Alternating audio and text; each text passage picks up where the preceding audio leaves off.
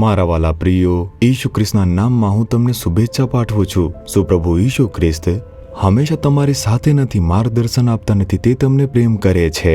તમે નોકરી કરો છો, વ્યવસાય ચલાવો છો, અભ્યાસ કરો છો, પ્રભુની સેવા કરો છો. પરમેશ્વર તમને ગમે તે તક આપે છે. તમારે તે કેવી રીતે કરવું જેથી આશીર્વાદ મળે તેના માટે એક વચન આપ્યું છે.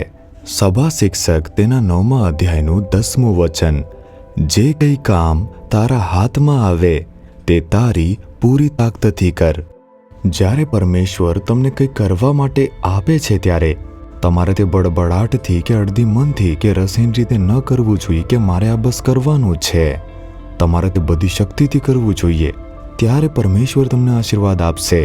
હું સેવા માટે એક વિદેશી દેશમાં ગયો હતો અને ત્યાં જે છે મને એક ઉદ્યોગપતિને મળવાનો મોકો મળ્યો. તે જે છે બીજા દેશમાંથી આવ્યો હતો. મેં તેની સાથે વાત કરી, પોતાનો અનુભવ કહ્યો. જ્યારે તે દેશમાં આવ્યો તેની પાસે માનનીય ડિગ્રી હતી અને તેની સાથે તે પોતાના પ્રમાણપત્રો પણ લાવ્યો હતો. મને અહીં એક સારી નોકરી મળશે એમ વિચાર્યું. તેમણે ઘણી જગ્યાએ અરજી કરી અને ઇન્ટરવ્યૂમાં હાજરી પણ આપી હતી. જે લોકોએ તેમનું ઇન્ટરવ્યૂ લીધું હતું તેઓએ કહ્યું, તમે ઘણું ભણ્યા છો. આ શિક્ષણ માટે અમારી ઓફિસમાં કોઈ નોકરી નથી, ફેક્ટરીમાં નોકરી નથી, અમારા વ્યવસાયમાં આવા શિક્ષણ માટે કોઈ પણ નોકરી નથી. તમે ઘણું બધું ભણ્યા છો, તેઓએ એમ કહ્યું.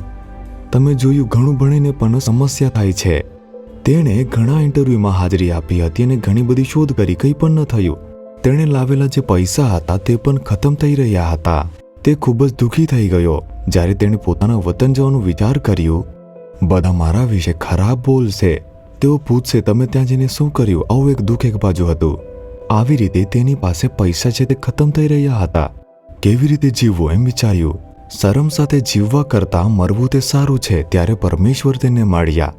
જ્યારે પ્રભુ ઈસુ ખ્રિસ્ત તેને મળ્યા, તેમનું જે આધ્યાત્મિક જીવન છે તેમાં તેમનું પરિવર્તન આવ્યું. તેમણે પોતાનો બોજ તે ઈસુ ઉપર નાખી દીધો. તેમણે પ્રાર્થના કરી, હે પ્રભુ, મારી પરિસ્થિતિ આવી છે, તમે મને મદદ કરો.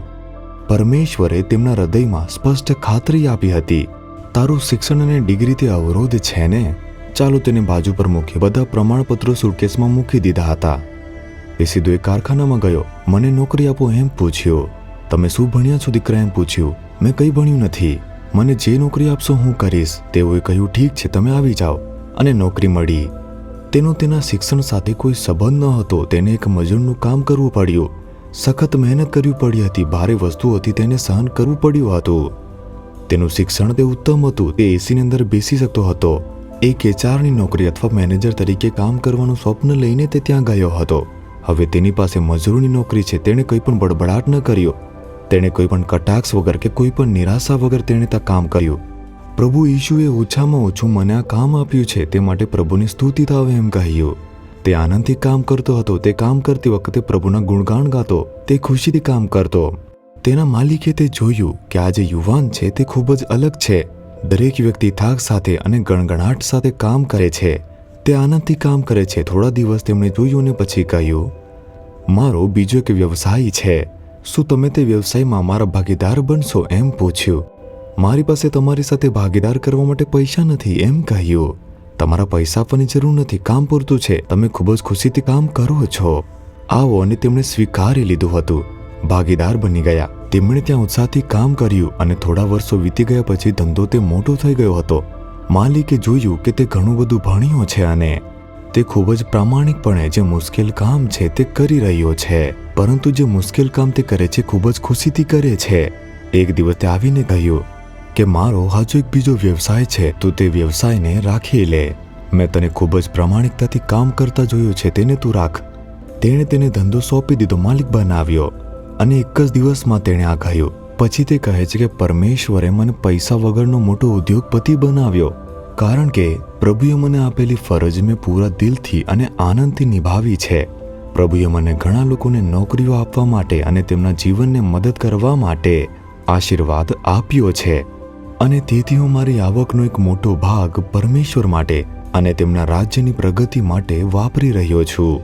મારા વાલા પ્રિયો, પ્રભુનું વચન શું કહે છે? તમારા હાથમાં જે કંઈ કામ આવે તે બધી શક્તિથી તું કર. જો આળસથી કરો છો, જો નામ માટે કામ કરો છો, ખાલી પગાર મેળવો છો, અને જો તમે આનંદ કર્યા વિના ગણગણાટ સાથે કામ કરો છો, તો પ્રભુ આશીર્વાદ આપી શકતા નથી. તે ભલે એક નાનું કામ હોઈ શકે છે. તે ઝાડુ મારવાનું, ફ્લોર સાફ કરવાનું એવું કામ હોઈ શકે છે. તમે ઉત્સાહથી શક્તિ સાથે કરો. જો થોડામાં વિશ્વાસુ રહેશે તો ઘણાનો શાસક હું તમને બનાવીશ. શું તમે પ્રભુને કહેશો, હે પ્રભુ, તમે મને જે કામ આપો છો હું આનંદથી પૂરી શક્તિથી કરીશ. મને આ જોઈએ છે, તે જ જોઈએ છે, તે એવી રીતે હોવું જોઈએ એમ નહીં કહું. પોતાને સમર્પિત કરો. પ્રભુ સારી નોકરી અને આવક માટે માર્ગ બનાવશે, આશીર્વાદ આપશે. શું હૃદય પર હાથ મૂકીને પ્રાર્થના કરશો, હે પ્રભુ, તમે મને જે પણ જવાબદારી આપી છે તે હું પૂરી શક્તિથી નિભાવવાનો છું. હું તે આનંદથી કરીશ અને કોઈ પણ બડબડાટ કર્યા વિના હું તે કરવાનો છું. હું સમર્પિત થાઉં છું. ઈશ્વરના નામમાં પ્રાર્થના કરું છું. Amen, amen.